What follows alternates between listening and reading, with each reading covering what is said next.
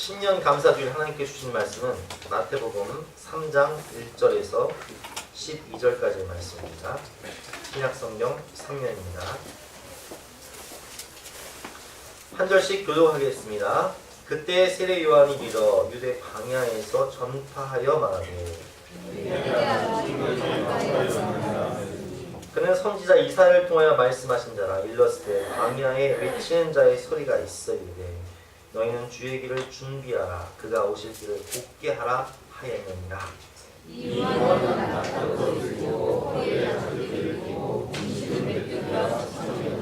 이때 예루살렘과 온 유대와 요단강 사방에서 다 그에게 나와 요한이 많은 바리새인들과 사두개인들이 세례 베푸는 데로 오는 것을 보고 이르되 독사의 자식들아 누가 너희를 가르쳐 임박한 진노를 피하라 하느냐. 속으로 아브라함이 우리 조상이라고 생각하지 말라. 내가 너희에게 이르노니 하나님이 능히 이 돌들로도 아브라함의 자손이 되게 하시리라.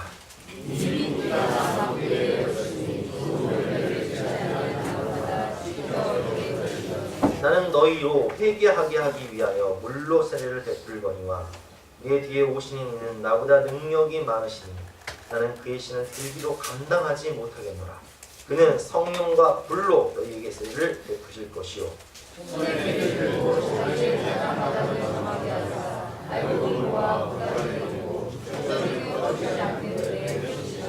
아멘.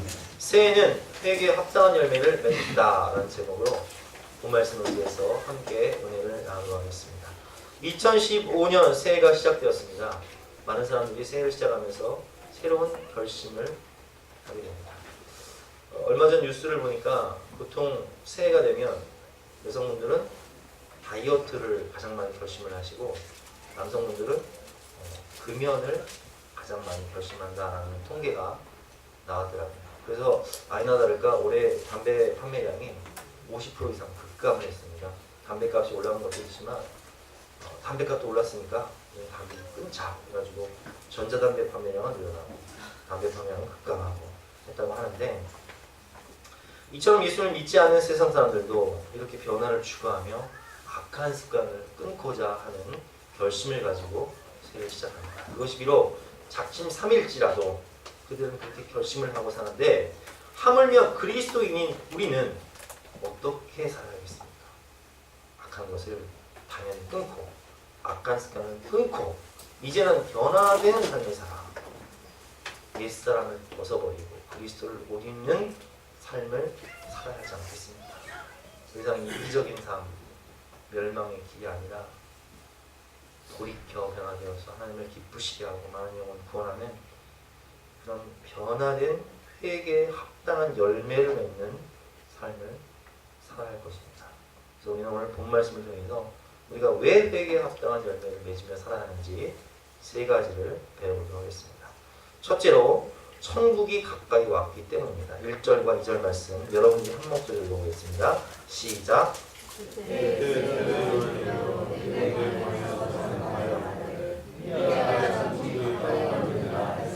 아멘. 예수님께서 이 땅 가운데 오셔서 드디어 공생애를 시작하십니다. 2장과 3장 사이에는 30년이라는 세월이 이제 흘렀는데요. 예수님께서 공생애를 시작하심으로 인해서 예수님의 초림으로 인하여서 이미 하나님 나라가 우리에게 왔습니다.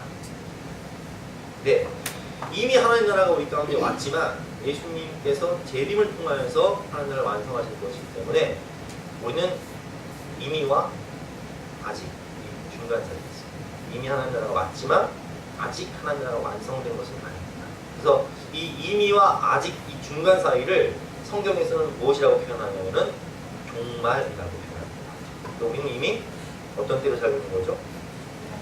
종말의 때를 살고 있는 것입니다. 그래서 이 구약 성경에 예언된 대로 메시아가 오셨기 때문에 그럼 메시아가 오시게 되면 메시아의 사역을 대언하게 될 그 왕의 대로를 준비하는 우리가 대통령이 예를 들면 어디 간다 그러면 교통경찰들이 쫙 나가지고 교통을 차단하고 준비하지 않습니까? 그런 것처럼 왕의 대로를 준비할 외치는 자의 소리가 있다는 거예요. 그게 이제 엘리야 같은 사람이 오게 될 것인데 이사야의 예언대로 엘리야 같은 사람이 왔습니다. 그게 오늘 본문에 나오는 세례 요한이죠. 외치는 자의 소리로서 광야에서 외치는 자의 소리로서 주의 길을 예비하라고 외치는 자의 소리로서 이제 세례 요한이 온 것인데요. 우리가 오늘 본 말씀을 통해서 깨달을 수 있는 것은 이미 하나님 나라의 천국, 즉 임박한 종말이 우리에게 왔다는 거예요. 2015년 새해가 시작되었습니다. 우리 교회도 개척한 지가 벌써 주보를 보니까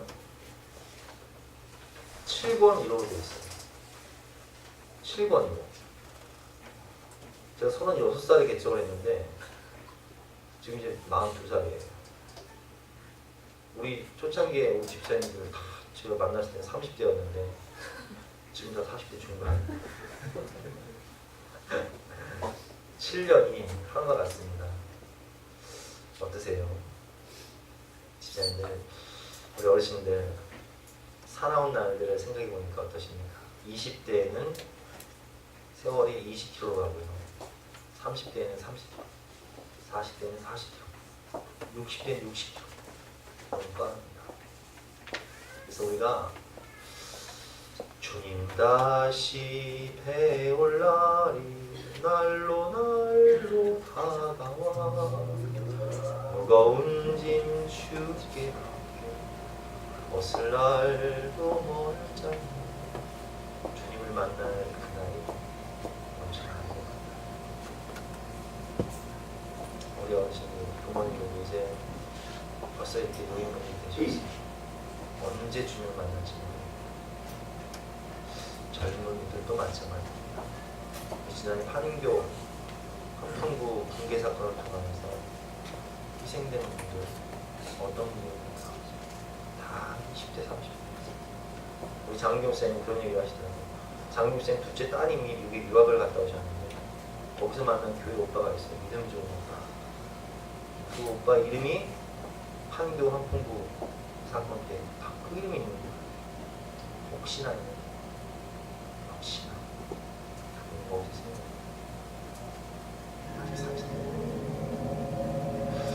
여러분, 성경은 우리에게 말씀하고 계십니다. 너희의 인생이 무엇이뇨? 너희 인생은 잠깐 있다 사라지는 안개니라. 야고보 4장 13절부터 한번 교도해 보겠습니다. 그러나 너희 중에 말하기를 오늘이나 내일이나 우리가 어떤 도시에 가서 거기서 1년을 머물며 장사하여 이익을 보려 하는 자들아.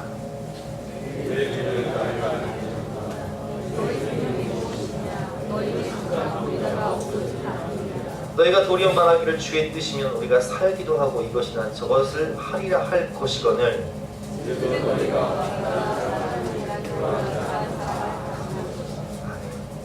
여러분이 돈 벌기 위해서 열심히 돈 벌기 위해서 아파트 평수를 내기 위해서 우리나라 사람이 아닌가는 나라가 없습니다.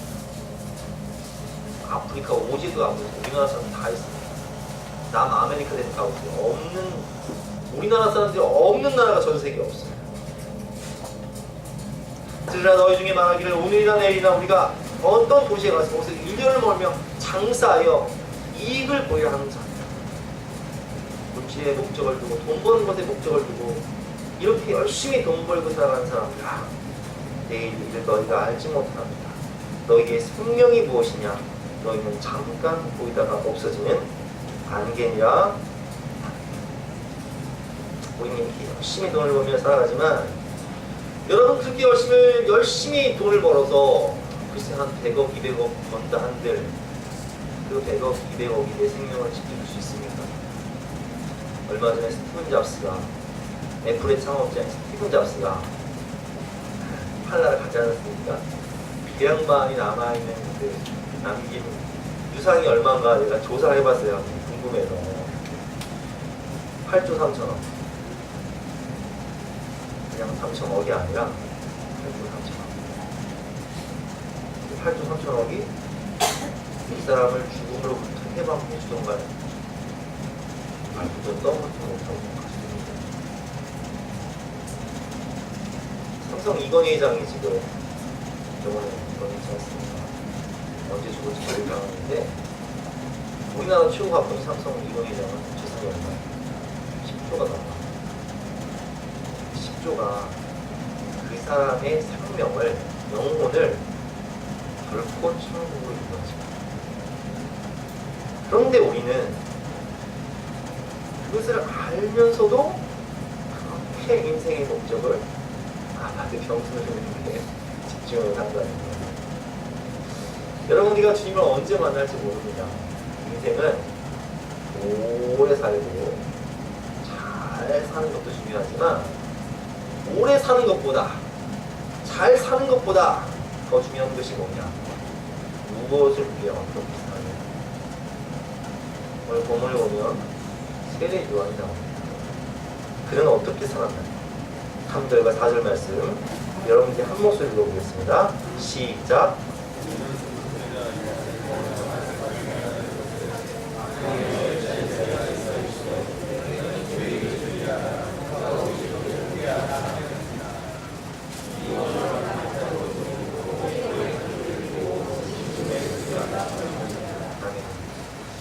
요한은요, 사전에 보니까 낙타 포롯을 입고 허리에 가죽띠를 쓰고 음식은 메뚜기와 적천이었잖아. 여러분, 요한이 명품 낙타 옷을 입었을 것 같습니다. 그건 아니지. 광야에서 그냥 아무나 부르는 낙타 가죽 하나, 그게 전재산이고, 지금은 메뚜기가 비싸죠. 보약이고 석청, 꿀도 뭐 정말 사 먹기 힘든 것이지만 광야에서 먹을 수 있는 거라고는 그냥 메뚜기처럼 먹고 꿀딱 먹는 것밖에 없기 때문에 메뚜기가 석청 먹었던 거예요. 그는 주의 길을 예비하라고 외친 자의 소리로서 인들에 나아가 회개를 선포하는 세례를 주는 그런 인생을 살다가, 우리가 잘 아는 대로 요한은 예수님보다 6개월 먼저 태어난 사람이죠. 주의 길을 예비하라고 6개월 먼저 잉태치 못한 엘리사벳을 통하여서 잉태하게 되어서 그도 이제 하나님의 기적적인 능력으로 잉태하게 되어서 제사장 가문에서 태어난 그런 믿음 좋은 사람이었는데, 근데 세례 요한은 몇 살에 죽죠? 헤롯 대왕의 아들 헤롯이 막 나쁜 짓을 저지르죠. 심지어는 자기 동생 부인을 뺏어오잖아요. 헤롯이야. 근데 이 세례 요한은 막 직언을 해버려요. 그래서 그는 30대 초반에 예수님이 공생애를 시작하실 때쯤 죽었으니까 그저 한 30살, 31살 때쯤이겠죠. 헤로디아의 딸이 살로메가 춤을 추면서 헤롯에게 소원을 말하러 갈 때 세례요한의 목을 달나요? 중간에 세례요한의 목을 가지고 오지 않습니까? 그는 오늘 본문의 말씀처럼 집도 없었어요. 그는 화려한 삶을 살지도 않았습니다. 그는 비참한 죽음을 맞이했습니다. 하지만 그는 예수님께서 말씀하시기를 여자가 낳은 자 중에 세례 요한보다 더 큰 이는 없다. 그는 선지자보다도 위대한 자니라 라고 말씀을 하셨고, 그의 인생의 목적은 주의 길을 예비하라고 외치는 자의 소리로서 엘리야의 심정을 가지고 주님 나라와 영광 위에 살았기 때문에 세례 요한은 지금 어디에 있죠? 하나님 보좌 우편. 근데 반대로 우리가 지난주에 배웠던 헤롯 대왕, 그는 70년 이상 살았어요. 장수했어요. 그는 모든 부귀와 영화와 권력을 가지고 권력을 지키기 위해서는 수단과 방법을 가리지 않고 숙청했어요. 그 모든 것을 누린 헤롯은 지금 어디 있습니까? 여러분, 길게 살고 잘 사느냐보다 무엇을 위해 살고 어떻게 사느냐가 중요한 거예요. 여러분, 우리 또한 주님을 만날 날이 멀지 않았어요. 여러분, 장담하지 마세요. 세월호 사건을 통해서 뭘 보게 됩니까? 젊은 학생일지라도 그 사람들이 저주를 받아서 그렇게 죽는 게 아니에요. 아까 우리 김현원 선생님 기도하실 때 그렇게 기도하셨잖아요. 누구든 그렇게 될 수 있는 거예요. 언제 주님이 우리를 부르실지 모르는 거예요. 그때 주님 만나실 때 세상 일만 하다가 물질만 쫓다 주님 만나시면 주님 뭐라 하실까? 너 뭐 하다 왔냐? 손을 다하는데 이렇게 대하면 안 되잖아요. 주님 만날 그 종말의 때 부끄럽지 않은 모습으로 살 수 있도록 우리 시간 함께 찬양하고 되었으면 좋겠습니다. 세상 보기 아니합니다. 우리 누가복음 12장 한번 다시 읽고 찬양하도록 할게요. 중요한 말씀이니까 한번 교독해 볼게요. 그들에게 이르되 삼가 모든 탐심을 물리치라. 사람의 생명이 그들의 소유에 넉넉한 데 있지 아니하니라 하시고, 또 비유로 그들에게 말하이르되 한 자가 그 밭에 습이 무성하네. 심중에 생각하이르되 내가 곡식 쌓아둘 곳이 없으니 어찌할까 하고, 또 이르되 내가 이렇게 하리라. 내 물건을 걸고 거기에 주고 내 모든 물건을 거기서 이렇게 돈을 많이 벌어서 주식도 사고 땅도 사고 살만하니까 살만할 때 가시는 분들이 너무 많더라.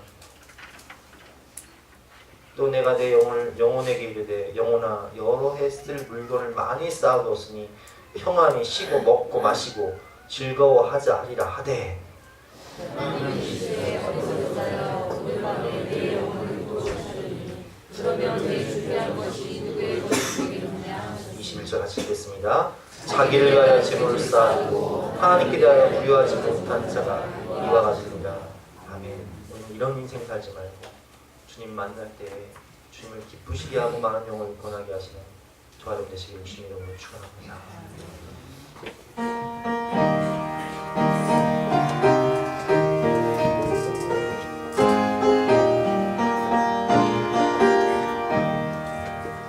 세상 분이 아니란다. 세상 의심하라나. 주님 나를 찾으시며 어떻게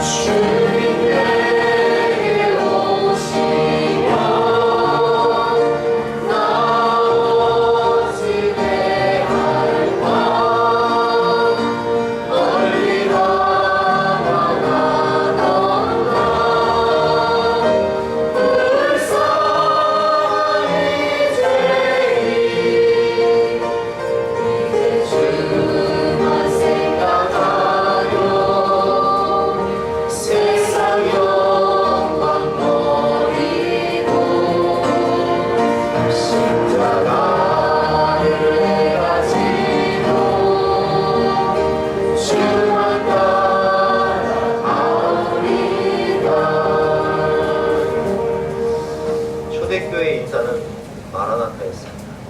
마라나타의 뜻은 아멘 주 예수여 어서 오시옵소서. 주님이 빨리 와야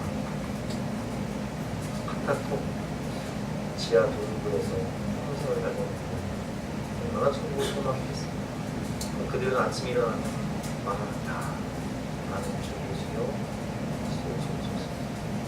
정말 간절한 마음으로 기도했습니다.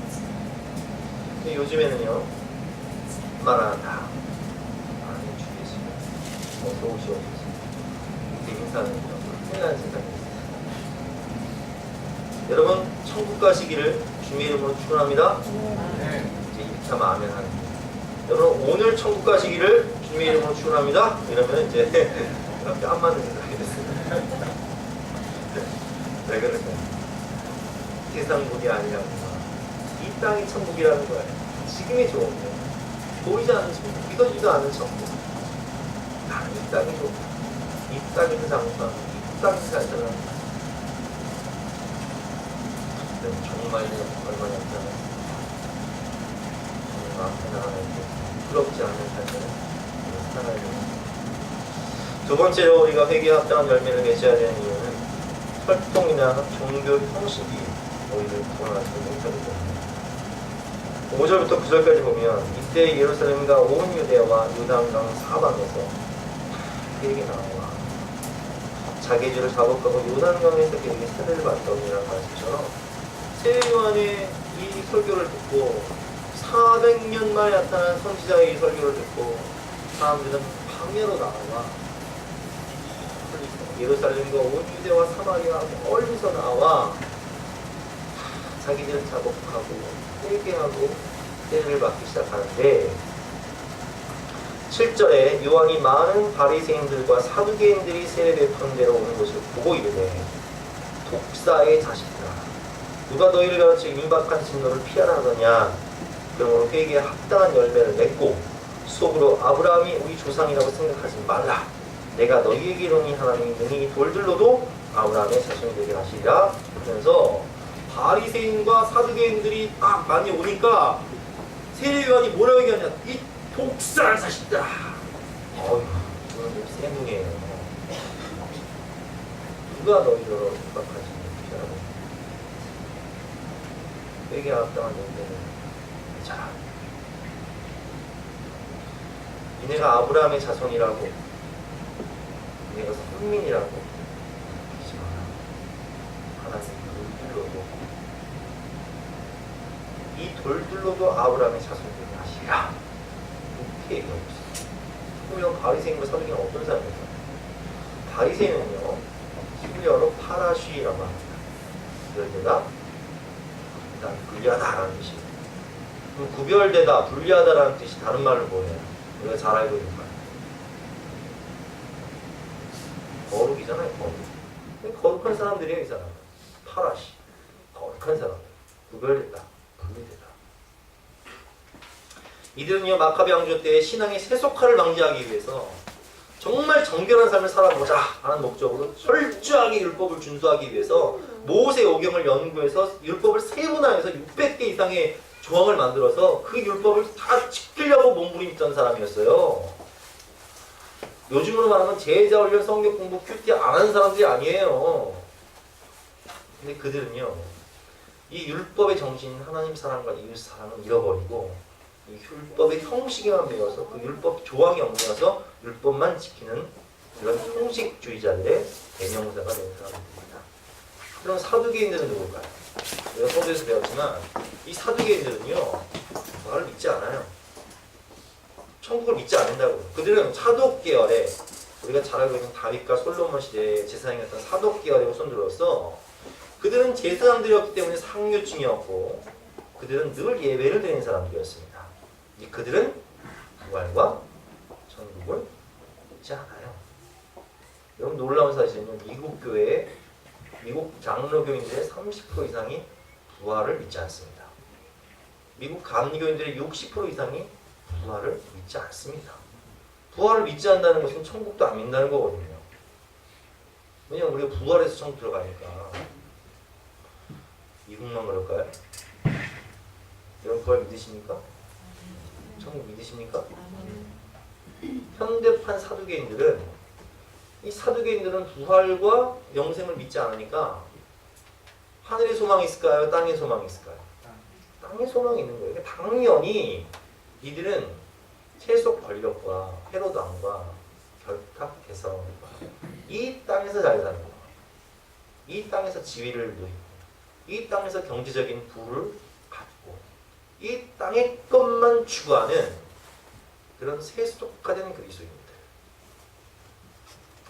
문제는 뭐냐? 현대판 사두개인들이 너무 많다는 거야. 부활과 영생을 믿지 않고 그저 이 땅에서 복받고 이 땅에 잘 살기 위해서 여기 나오는 현대판 사두개인들이 많다는 거예요. 근데 그런 사람들을 통해서 그런 사람들이 광야로 왔을 때 도대체 무슨 목적을 가지고 세례요한에게 왔을까요? 회개하고 변화되려고 왔을까요? 그거 아니에요. 그들은 자신의 기득권, 자신의 세력, 지금 다 세례요한으로 가고 있는 거예요. 불안했던 거예요. 세례요한은 어떤 사람이지? 지금 무슨 말씀 전하는 거지? 상황이 어떻게 돌아가는 거야? 민심과 여론을 불러보고자 여기 왔다는 거예요. 독사의 자식들아! 너희가 아브라함의 자손이라고? 너희가 그렇게 예배를 잘 드리고 네가 그렇게 말씀을 잘 지키고 율법을 잘 지킨다고? 네가 그 율법의 형식이 너의 예배 생활이 너의 그 외식주의가 너희들에게 천국을 보장할 것 같으냐? 너에게 잘못된 선민사상이 너에게 천국을 보장할 것 같으냐? 말도 안 되는 소리 하지 말아라. 독사의 자식들아. 하나님은 이 돌들로도 아브라함의 자손이 되게 할 수 있다. 이렇게 책망을 하고 있는 것입니다. 여러분, 그들은요 마치 선한 사마리아인의 비유에 나오는 것처럼 어떤 사람이 광야에서 강도를 만난 거예요. 다 뺏기고 거만 죽을 만큼 맞아 죽게 되어서 쓰러져 있는데 레위인과 제사장들이 그 사람을 보지 않습니까? 근데 율법 조항에 보면 시체는 부정한 것이니까 만지면 예배를 드릴 수 없으니까 레위인도 제사장도 피해 도망가잖아요. 이 강도 만난 사람을 도와준 사람이 누구입니까? 선한 사마리아인. 그는 율법도 지키지 않았고 그래도 뭐 잘 드린 사람이 아니었지만 강도 만난 사람들을 도와줬단 말이에요. 누가 우리 이웃입니까? 선한 사마리아인. 예수님께서 말씀하시죠. 너도 가서 이와 같이 하라. 참된 경건이 무엇입니까, 여러분? 문제는 뭐냐? 아무리 성경 공부를 많이 하고 예배 생활을 잘하고 믿음 생활을 잘한다고 형식적으로는 잘 보여도 이 현대판 사두개인, 현대판 바리새인들은요 그저 나만 잘 되면 돼. 우리 가정만 구원받으면 끝이에요. 우리 애들 잘 교육시키고 우리 집만 평안하고 우리 집만 잘 살면 되는 거예요. 영혼이 죽어가든 말든 한국교회 위기가 오든 말든 다음 세대가 교회를 떠나서 세상 속에서 방황하면서 가출하고 성매매의 도구가 되든 말든 소망 없는 현실 가운데 청년들이 자살하든 말든 가정이 무너지고 영혼들이 다 교회 떠나고 이단에 넘어가든 말든 그저 나 하나만 잘 되면 되고 우리 가정만 잘 되면 되고 우리 애들만 잘 되면 되는 거예요. 그래서 세월호 사건이 일어나도 그 300명 이상의 학생들이 죽어가고 있을 때 선장과 선원들은 옷 갈아입고 자기 물품 챙겨 나오지 않습니까?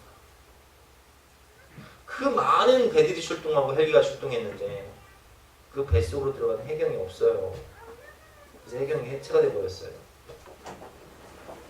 그럼 여러분, 그럼 제가 질문해 볼게요. 여러분 같으면, 여러분이 해경이라면 그 뱃속으로 들어가시겠습니까? 나는 들어가겠다. 자신 있게 말할 수 있는 분 계십니까? 없을 거예요. 그럼 다시 질문해 볼게요. 그 뱃속에 여러분 자녀들이 있다면, 여러분이 해경이다 라면 여러분 들어가시겠습니까? 안 가시겠습니까? 친구 아까 들어가려고 하는 거예요. 들어가야죠.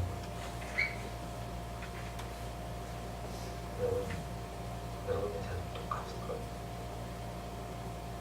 우리가 없다면 나는 못 들어가. 가자는 건 어떻게 들어가? 우리가 있다면 목숨 걸고 들어가야지. 이게 아마 저와 여러분이 그런 겁니다. 이게 우리의 영성이에요. 다음 세대가 죽든 말든 영웅이 실족하고 이 땅에 빠지든 말든 그래서 나 하나 잘 믿으면 되고 우리 애들 잘 믿으면 되고 우리 가정 복 받으면 되고 이런 현대판 바리새인들과 사두개인들에게 오늘 세례요한은 이렇게 말합니다. 독사의 자식들아, 회개에 합당한 열매를 맺어라. 누가 너희를 아브라함의 자손이라고 하느냐? 너희에게 누가 천국이 보장되었다고 하느냐?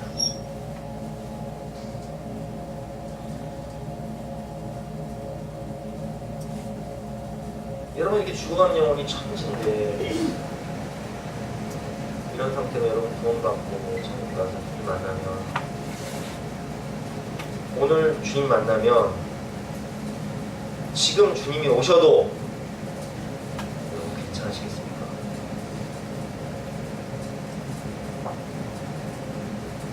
그렇지 않으십니까?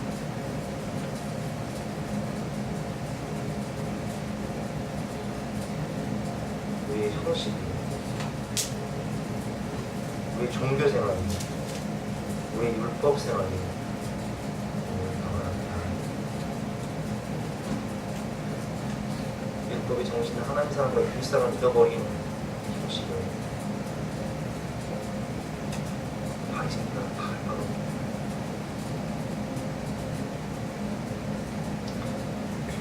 기억하십시오. 그래서 세월호 선언들도 구속되었고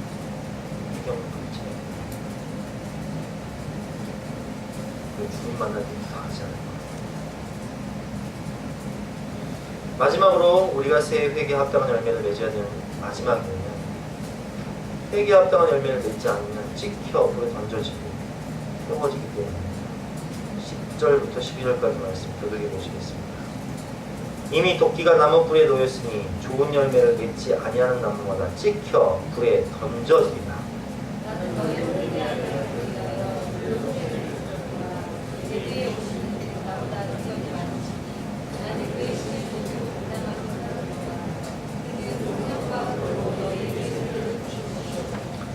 절 말씀 같이 읽겠습니다. 손에 키를 들고 자기 파장마당을 정하게 하사 알곡은 모아 묶어내 쭉정이는 꺼지지 않는 불에 태우시리라. 아멘. 10절에 보면 이미 도끼가 나무 불에 놓였으니 좋은 열매를 맺지 아니하는 나무마다 찍혀 불에 던져지리라. 회개에 합당한 열매를 맺지 아니한 영혼마다 찍혀 불에 던져지리라. 예수님께서 심판주로 이 세상에 12절에 보면 손에 키를 들고 자기 타작마당을 정하게 하사 심판하실 때 알곡은 국간에 들이시고 쭉정이는 꺼지지 않는 불에 태우십니다. 회개에 합당한 열매를 맺지 못하고 후회하고 탄식한들, 눈물을 흘린들 진정한 회개가 없습니다. 여러분, 사울 왕이 다윗을 쫓아다니면서 다윗이 그를 용서해 줄 때 눈물을 흘리면서 후회합니까? 안 합니까? 후회해요. 가룟 유다가 예수님 팔고 의 30에 예수님 팔고 후회하고 대제사장 찾아갑니까? 안 찾아갑니까? 후회해요. 그게 회개입니까? 눈물을 흘렸다고 회개고, 탄식했다고 회개고, 통곡했다고 회개입니까? 입술의 회개, 눈물의 회개가 회개가 아니에요. 그런 얘기는 가룟 유다도 했고 사울 왕도 했어요.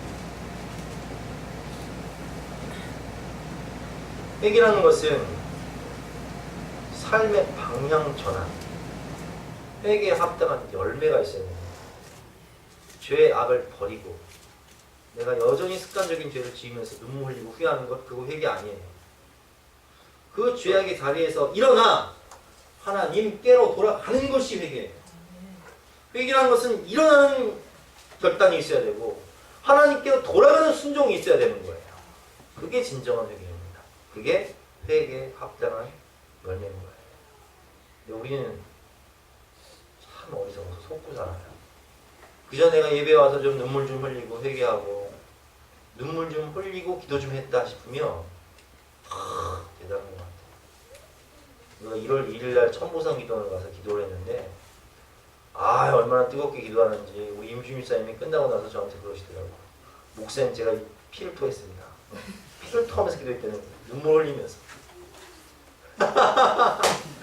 물론 여러분 우리 임주미 사님 참 대단한 분. 1월 1일 날 온 양반이 3분밖에 안 계셔요. 여러분 말 것도 없어요. 근데 이제 제가 말하고 싶은 건 뭐냐, 20분 기도하고 목좀 쉬었다가 피를 토했다고 말을 하니 우리가 얼마나 잘 속냐 말이에요. 제가 임센트 뭐라고 하는 게 아닙니다. 우리가 속는 거를 예로 드는 건데, 우린 조금만 기도하고 눈물 좀 흘리면 은혜 받았다, 회개했다, 변화되었다 얘기하는데 여러분 그게 속는 거예요. 내가 천사처럼 대단한 것 같고 변화된 것 같고, 그런데 삶을 보면 여전히 악한 습관 가운데 있고 여전히 하나님께서 기뻐하시지 않는 행동을 하고 있어요. 그게 회개에 합당한 열매입니까 아닙니까? 아니라는 거예요. 눈물 흘리고 통곡하고 회개했으면 그 악한 자리에서 일어나야죠. 그 악한 것을 끊어야죠. 그리고 하나님께 돌아가야죠. 악한 습관을 예수 이름으로 끊고 성령의 불로 태우고 십자가의 보혈로 씻고 하나님 품으로 나아가 총체적인 전 인격적인 변화의 삶을 사는 것이 회개에 합당한 열매인 것입니다. 저는 오늘 본 말씀을 통해서 가장 은혜 받았던 말씀은 5절과 6절이에요. 5절과 6절 말씀 여러분이 한번 같이 읽어보겠습니다. 5절 6절 시작.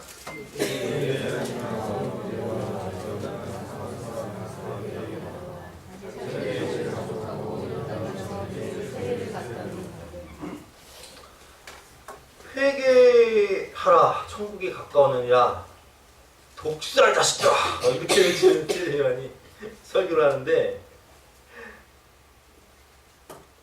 백성들의 반응이 어떻죠? 이때 예루살렘과 온 유대와 요단강 사방에서 다 그에게 나왔다. 그러면 여러분, 지금 세례 요한이 설교를 하고 있는 이 설교의 내용이 축복받아라 이런 내용입니까? 능력받아라 이런 내용입니까? 무슨 내용이에요? 회개하라 천국이 가까우니라. 근데 백성들의 반응이 놀라워요. 영혼들이 몰려와요. 그리고 6절에 보면 어떻게 하고 있죠? 6절 자기들의 죄를 자복했다. 자기들의 죄를 고백하고 회개하고 그 죄의 자리에서 일어나서 광야로 와. 먼 길을 걸어와. 세례를 받았다는 것은 옛 사람을 그불 속에서 죽이고 그리스도와 연합한 새로운 사람을 옷 입고 새로운 인생을 살겠다는 결단이요 순종을 의미하는 거예요. 세례요한의 설교는 세련된 설교도 아니었고 화려한 설교도 아니었습니다. 듣기 좋은 설교도 아니었고 축복과 은사와 능력을 준다는 말씀도 아니었습니다. 오히려 직설적이었고 오히려 채찍을 가하는 소리였고 오히려 듣기 좋은 말이 아니라 여러분이 정말 듣기 싫어하는 말. 요즘에 이런 설교를 하면요 교인들이 떠난대요. 이런 설교를 잘 못한대요. 내가 헌금 내고 내가 주일날 예배 드려와서 그런 얘기를 들어야 돼? 듣기 싫다는 거예요. 근데 오늘 이스라엘 백성들의 반응을 보면 얘를 받았어요. 얘를 몰려왔어요. 그리고 자복했어요. 그리고 변화를 했어요. 그리고 세례를 받았어요. 이런 신령 가운데 하나님은 소망을 주십니다. 이런 사람들이 많을 때 그 나라에 희망이 있습니다. 베드로도 바울도 똑같이 죄인이지만 그들은 회개에서 쓰임받았어요. 우리도 별반 다르지 않습니다. 우리도 죄인이에요. 우리도 가룟 유다 같은 죄인이고, 우리도 사울 같은 죄인이고, 우리도 베드로 같은 주님을 부인하고 저주하고 바울처럼 예수 믿는 사람들 핍박하던 그런 과거의 실수함은 있지만, 회개했느냐 안 했느냐, 회개에 합당한 열매가 있느냐 없느냐가 우리의 미래를 결정한다는 거예요. 아무쪼록 우리가 철저히 회개해 죄의 자리에서 일어나 하나님께 돌아감으로 회개에 합당한 열매를 맺어 주님 만날 때에 상급과 칭찬받는 저와 여러분 되시기를, 2015년 이렇게 살아가심으로 민족의 소망이 되시는 저와 여러분 되시기를 주님의 이름으로 축원합니다. 함께 찬양하고 기도할 건데요, 279장 임해하신 구세주여, 함께 찬양하고 우리의 죄를 회개하며 결단하며 주님 앞으로 나가겠습니다. 기대하신 구세주여, 내가 비오니 죄인으로 하실 때에 날 부르소서.